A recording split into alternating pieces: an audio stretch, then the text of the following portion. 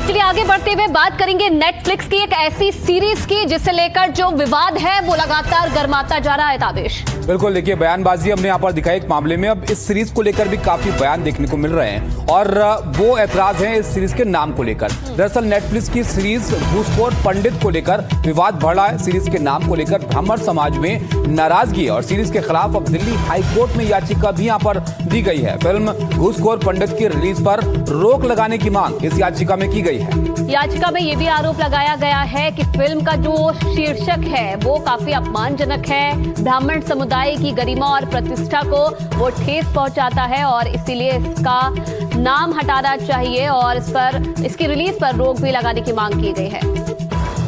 ने बोर्ड की नहीं आयोग की मांग करी, क्योंकि बार बार सत्ताधीश भी अपने छोटे से फायदे के लिए, सत्ता प्राप्त करने के लिए राजनीतिज्ञ जातिगत शब्दों का उपयोग करवा देते या अनुमति दे देते या उसको होने देते।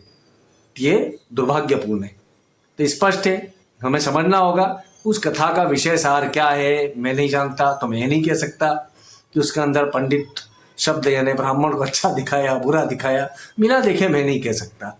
किंतु एक बात स्पष्ट है कि कदापि इस प्रकार की शब्दावली का उपयोग ही क्यों करना जिससे कोई वर्ग आहत होता हो। अगर ऐसी फिल्में जो है फिल्म इंडस्ट्री की बनाई जाएंगी तो हमेशा जो है हमारा समाज बढ़ता रहेगा और हमारे समाज में एक दूसरे के प्रति ऋणात्मक कार्रवाई होती रहेगी। इसलिए मैं कहना चाहूँगा कि इसको तत्काल जो है इस पर रोक लगा दी जाए और इस फिल्म को कभी भी न चलने दिया जाए और कोई भी हमारा सनातनी भाई बंधु जो जितने भी हैं वो इस फिल्म का पूर्ण रूपेण बायकॉट करें। जिस तरीके से एक फिल्म बनाई मनोज बाजपेयी और नीरज पांडे ने और ख़ास तौर से ब्राह्मण वर्ग को टारगेट करके फिल्म बनाई गई, ये सरासर गलत है। घूसखोर ब्राह्मण ही क्यों, घूसखोर अन्य वर्ग भी हो सकता है।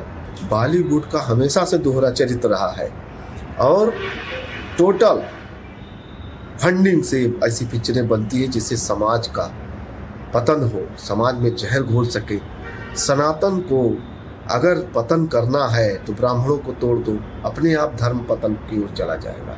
इसकी जांच हो, ये फंडिंग कहाँ से हो रही है, समाज में जहर घोलने का काम कहाँ से हो रहा है। और रणवीर हमारे साथ जुड़ गए इस खबर पर। रणवीर, सिर्फ नाम ही तो है, इतना ऐतराज क्यों है कि रिलीज पर जो है रोक की मांग कर रहे हैं? देखिए, फिल्म है, बॉलीवुड को लेकर अक्सर इस तरह के विवाद खड़े किए जाते हैं और उत्तर प्रदेश में तो अगले साल चुनाव है। ब्राह्मणों को लेकर लगातार मुद्दा बनाया जा रहा है। ब्राह्मण विधायकों की बैठक हुई, तब तमाम आवाज़ें उठी, शंकराचार्य का विवाद हुआ, उसको ब्राह्मणों से जोड़ दिया गया और अब इस फिल्म में बनाने वाले नीरज पांडे वो खुद पंडित हैं यानी ब्राह्मण हैं।